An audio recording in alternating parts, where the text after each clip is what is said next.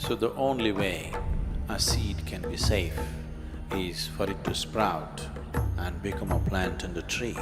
That is the only way there is safety for the seed. In stagnation, there is no safety. She said, no, he's so sincere, sometimes I'm very touched by his humility, his sense of service, he's not walking around like a king. He said, okay, do the same thing, add something more. They had a pet cat.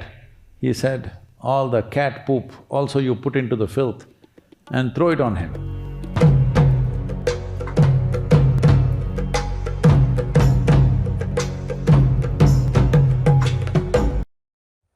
Sadhguru, you have talked of how a seed has to go through the pain of losing its safety. I'm sorry, please. The seed has to go through the pain of…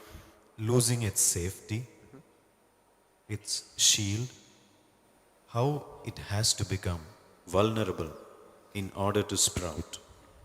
Until the sprouting happens, do seekers have to live their lives in increased states of fragility and vulnerability?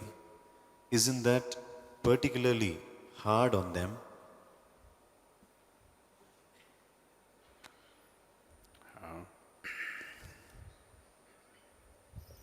The seed, in making itself vulnerable, is not forsaking safety. Its only safety is in sprouting, growing and multiplying. That's the only safety. If you do not know this, you already know this definitely, but in case you do not know it, the more insecure a particular population on the planet feels, the more they will reproduce. You know this? The poorer societies on the planet always have a higher rate of reproduction than the more affluent classes on the planet, because there is a certain insecurity about their existence. So, the safety lies not in remaining a seed, the safety lies in sprouting, growing and multiplying.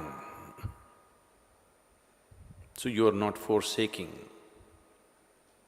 your safety by becoming vulnerable or by becoming available to change. Once a man came and told his friend, long time ago, I was an invalid. His friend asked, what's your problem? What do you mean you were an invalid? No, till I was 1 year of age, I was an invalid, I was crawling.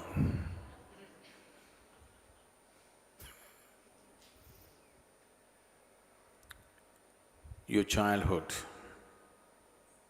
or even before that, is like being a seed. If you did not sprout and grow, would you be safer? You would be an invalid. I know these days it's become fashionable for people to claim, I am like a child. Even the so-called spiritual people are going about claiming, I am a child. If you say, I am a child, don't think it is some celebrated status. When you say, I am a child, you are saying, I did not grow up. Let us say, your body has grown, so we cannot take that as an example. Let us say your mind remained stagnant from the age of 3, how you were, it remained at the same place, only your body became the way it has become. So what are we supposed to call you, spiritual? So there is no safety in stagnation. A seed is meaningful only for a certain span of time, but seed is a stagnation. Seed is life, potential life, very important. but it is a state of stagnation. If you try to keep anything in a state of stagnation, for sure you will lose it. The only safety is to make it grow. The only safety is to make it sprout and prosper. Whether it's your body or your mind or your life, the only safety is in making it happen, not in trying to preserve it. Try this with your body and see. Many of you have tried, haven't you? Because you want to live for a long time, from tomorrow eat all the best food and save it, don't use it. If you want, we can provide you a coffin, because anyway you will need it very soon. Try to save it. There is no safety in trying to save it, that's not the way life is made. The only way to save it is to use it. So the only way a seed can be safe is for it to sprout and become a plant and a tree. That is the only way there is safety for the seed. In stagnation, there is no safety. But your mind would speak otherwise.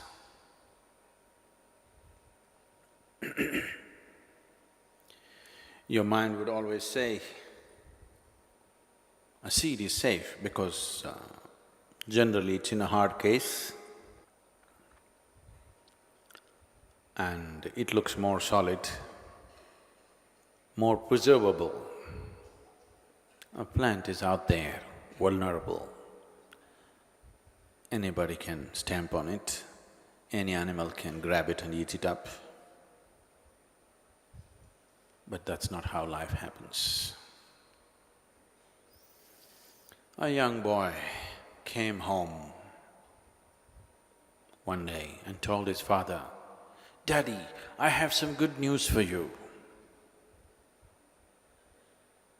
The father asked, "What's the good news?" The boy said, "You know, I took the math test." He said, "Yes, what happened?" "You said, if I pass the math test, you are going to give me 2,000 rupees. The good news is, you saved 2,000 rupees.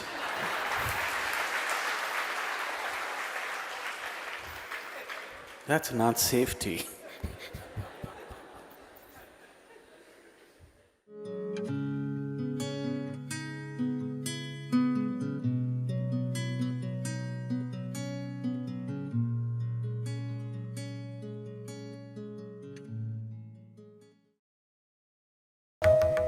The king of Bukhara, which was somewhere around the Tigris River, today what you call as Iraq, Iran, at that time, one kingdom was called Bukhara. The king of Bukhara, whose name was Ibrahim bin Adham, was a spiritual seeker. But he lived in a palace in lots of comfort. But his longing to find a guru, to go on a spiritual path was very strong. One day he was about to settle into his bed. The speciality of his bed was always his people kept his bed as a 1 foot thick of fresh jasmine flowers. He always slept on the flowers. So he was just settling down into his bed, then he heard some noise on the roof. Then he was lying down and listening, then he heard like footsteps. Then he went to the window and shouted, "Hey, who's up there?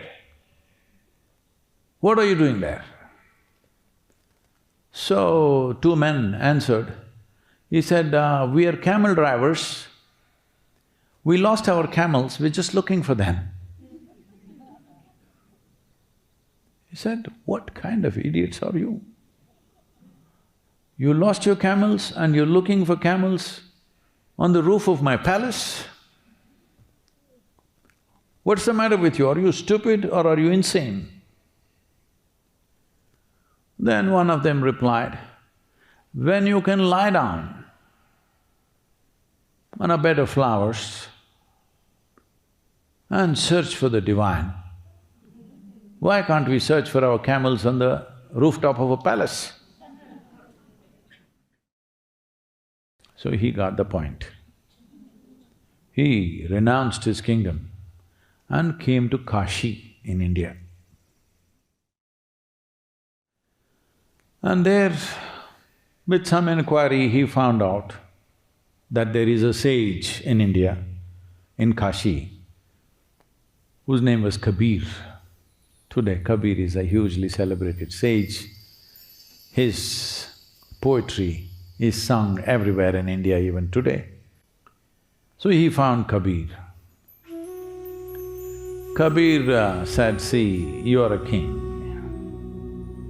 I am a poor weaver. Kabir was always a weaver. Right through his life, though he was a spiritual teacher, he was weaving for his livelihood. Weaving cloth, spinning and weaving. Say, I'm just a poor weaver, you're a king. If you come into my house to learn, it's not going to work. This will not match. A king sitting in my house and me trying to teach him, not going to work, go somewhere else. King Bukhara begged. He said, I am not coming to you as a king, I have come to you as a beggar, please take me. Kabir was reluctant, but his wife Loy said, please, he looks sincere, he's a genuine seeker, take him. Kabir said, okay. So he came into the household, he washed the vessels, he swept the floors, he did this and that chores, all kinds of things. Day to day, small things to do around the house. With utmost sincerity, without a single complaint, he went on working. And 6 years passed by. So Kabir's wife Loy went to her husband and said, you must initiate him, you just neglected him like this. 6 years. And without a single complaint, the man has done every kind of labor we have given him. And many days when there was shortage of food in the house, he's not had food but he never complained. You must initiate him. Kabir said, see, his mind is still not clear. Initiation is not possible. But wife said, see, his humility is such, being a king, in her mind still he's a king, is still there. In Kabir's mind there is no king and beggar, everything is same. So she insists. Then Kabir said, do one thing. Go on top of in the neighborhood, go on top of a roof of one of the homes, stand there with all the house filth. When he's passing by, throw it on him from there. So she did just that. Ibrahim, the king of Bukhara, looked up and said, if this was Bukhara, what would I have done to you? So then she came and reported to Kabir, this is what happened. So Kabir said, I told you, his mind is not clear, no point initiating him now. So he continued, they gave him more jobs, more harder work. He did everything, another 6 years went by. Then again Loy said, please initiate him. 12 years have gone by. Kabir was not. Said, let some time go, what's the rush? It's only 12 years. She said, no, he's so sincere, sometimes I'm very touched by his humility, his sense of service, he's not walking around like a king. He said, okay, do the same thing, add something more. They had a pet cat. He said, all the cat poop also you put into the filth and throw it on him. So he was passing by, she threw it on him, all the stink and the nonsense, everything. So he looked up and said, I'm in gratitude to you because you have just thrown at me the same thing that is in my mind. So I'm in great gratitude to you, and he walked out. So she came and reported. Kabir said, it's time. Then he initiated him, he realized and became a wonderful human being. Then Kabir said, you must go back. Now that you've realized you should not be here, you must go back to Bukhara. He went back and he was sitting at the banks of Tigris river with a needle and thread, stitching something for himself. Then a man on a horseback who was on a hunt went by, but he looked at this man. Then he came back, turned around, came back and said, are you our king?